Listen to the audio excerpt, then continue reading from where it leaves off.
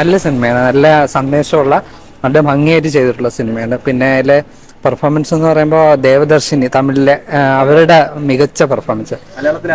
അതെ, മലയാളത്തിൽ വളരെ നല്ലൊരു കഥാപാത്രം ഭംഗിയായിട്ട് ചെയ്തിട്ടുണ്ട്. നല്ലൊരു സിനിമ. അല്ല, വേറെ ആരോ ഡബ് ചെയ്തിട്ടുള്ള. പിന്നെ നമ്മുടെ ദിലീഷ് പോത്തൻ, പിന്നെ എല്ലാവരും വളരെ നന്നായിട്ട് ചെയ്യുന്നുണ്ട്. ശ്രുതി ജയനുണ്ട്, അവരുടെ നല്ലൊരു കഥാപാത്രം.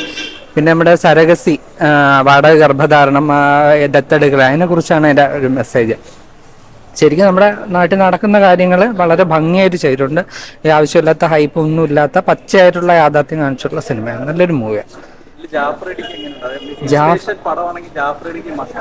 അതെ അതെ, ജാഫർ ഇടിക്ക് നന്നായിട്ട് ചെയ്തിട്ടുണ്ട്. പുള്ളി മുമ്പും ചെയ്തിട്ടുള്ള അതേമാതിരിയുള്ള ഒരു മെമ്പറായിട്ടാണ്, നല്ല സ്വാഭാവികമായിട്ട് ഉള്ള അഭിനയമാണ്.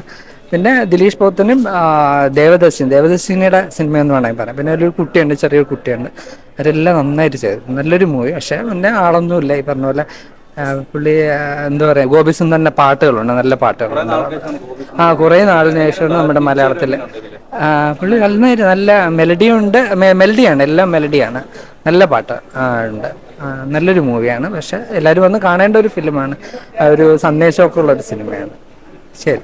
ആള് കുറവ്. ആകെ ഒരു 10 പേരും ഇല്ലായിരുന്നു ഞങ്ങളെ സ്ക്രീനിൽ ഒട്ടും. പ്രത്യേകിച്ച് ആദ്യത്തെ ഷോയും കൂടെ അല്ല, വളരെ കുറച്ച് ആളുകളാണ്. നല്ലൊരു ഭൂമി, എല്ലാവരും വന്ന് കാണണം എന്നാണ് പറയുന്നത്. അത്രയ്ക്ക്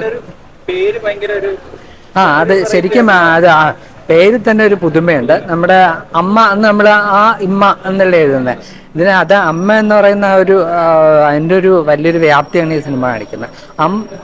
എന്ന് പറയുന്ന 2 അക്ഷരങ്ങൾ ചേർത്ത് നമുക്ക് അമ്മയെന്ന് പറയാം. അത് സിനിമ കാണുമ്പോൾ അതിൻ്റെ ആ ഒരു ഇത് മനസ്സിലാവും, ആ ഒരു വാക്കിൻ്റെ ഒരു ഇത് മനസ്സിലാവും. നല്ലൊരു മൂവിയാണ്.